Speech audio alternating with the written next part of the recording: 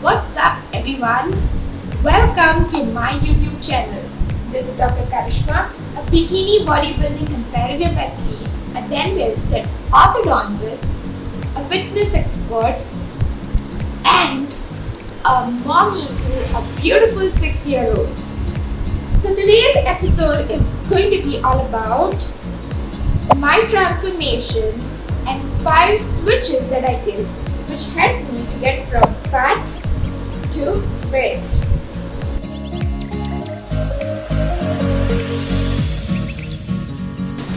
Okay, the first switch that I did was to move from sugar to stevia. Stevia is a natural alternative for sugar. It has more sweetness compared to sugar and it can be easily substituted for sugar. So sugar, for example, 1 gram will give you 4 calories, but stevia will give you, on the contrary, only 0.35 grams of calories. So there are a few advantages of stevia. First and foremost, it does not have carbs. The second is that it causes very low insulin spikes in your blood. The third is that it reduces your craving hormones, which tend to increase when you start using sugar. And of course, your research has shown that the amount of abdominal fat that is deposited over the period of time when you use stevia is much less as compared to any other sugar alternatives that you use. The only disadvantage though with stevia is that it tends to disrupt the gut health, but which can be easily taken care of by including yogurt or any probiotic in your diet throughout your life.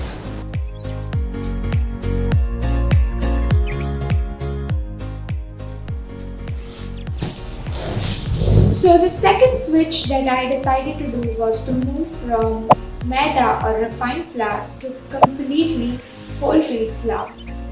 Now let me explain to you how refined flour does not help us in any way.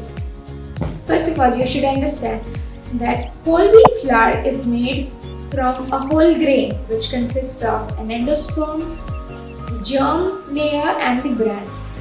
What happens when you make a refined flour? So you tend to strip the grain from germ and bran, and all that remains is the endosperm. So the powder that you get or the flour that you get is devoid of all the essential nutrients and vitamins that are actually required for the body.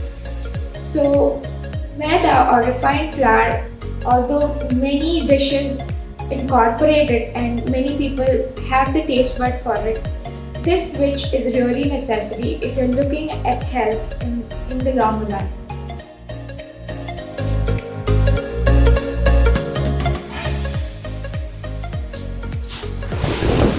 This third switch that I did was to move towards coconut oil from the normal sunflower oil or the groundnut oil that I used to be using prior to my fitness journey.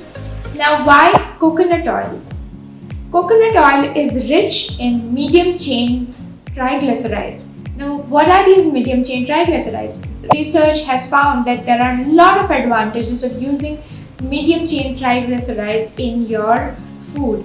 The first being that it is the instant food for your brain and for your body. What do I mean by this? So whenever you consume medium chain MCTs, it goes straight to your liver and burns and gives you fuel for your body and for your brain to function. So your brain functioning becomes better when you are on MCTs. The second advantage of MCTs is that it helps in increasing the expenditure of your body, thus raising your basal metabolic rate and giving you added advantage of fat burn. The third advantage, of course, is that it helps in improving your heart function by increasing the level of HDLs and decreasing the bad cholesterol.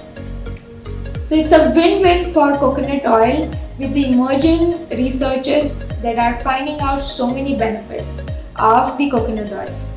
The another advantage that I really have found very useful in the recent times is its immunity building ability.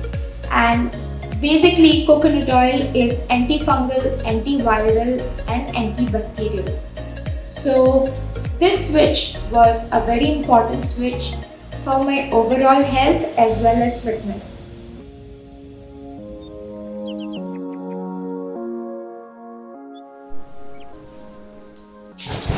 Okay, so the fourth switch that I did is to give up alcohol.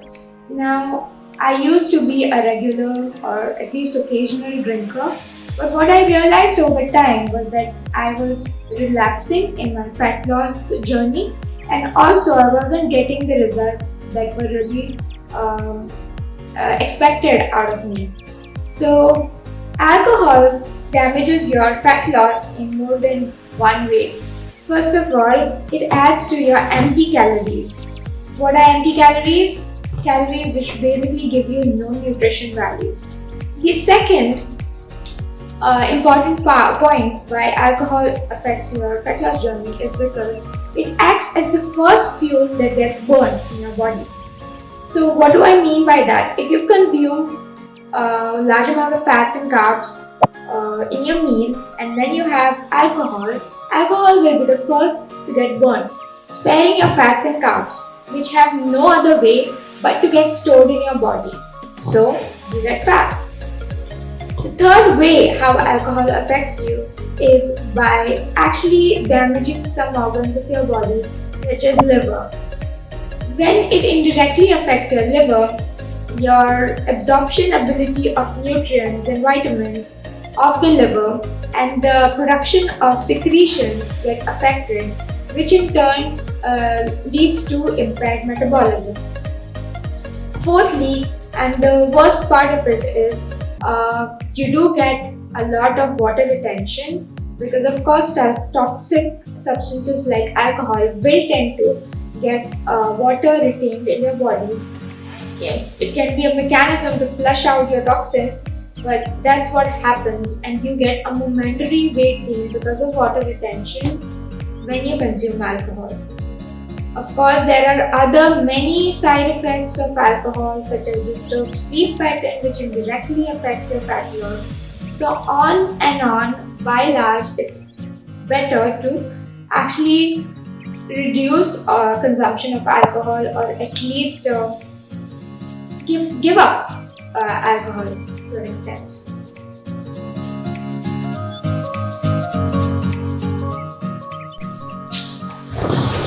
The fifth switch was to start reading nutritional facts which are written behind the processed products that you consume.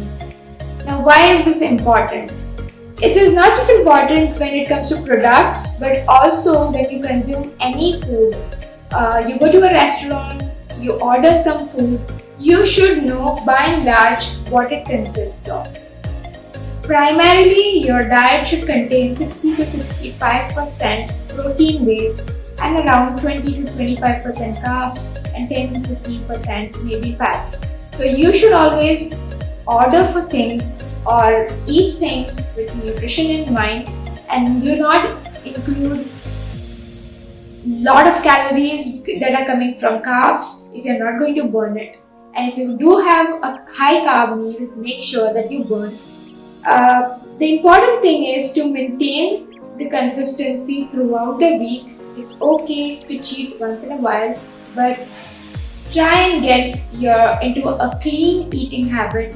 Try and focus on the macros that go into your body. What are macros? The amount of fats, protein, carbs that enter your body.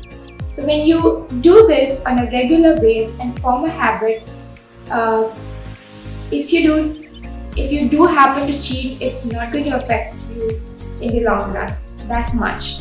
If it's just one cheat or one cheat day or 2 cheat days, you can easily come back to clean eating and compensate for that. So these are the lifestyle switches that I did and I'm finding amazing results. I am a heavy advocate of not going for crash diets, not going for short-term fixes in your lifestyle, but actually imbibing fitness habits and imbibing good diet and nutritional habits into your diet, into your lifestyle, so that life becomes easy and maintainable and sustainable. So guys, I really hope you like the information that I've given in this video.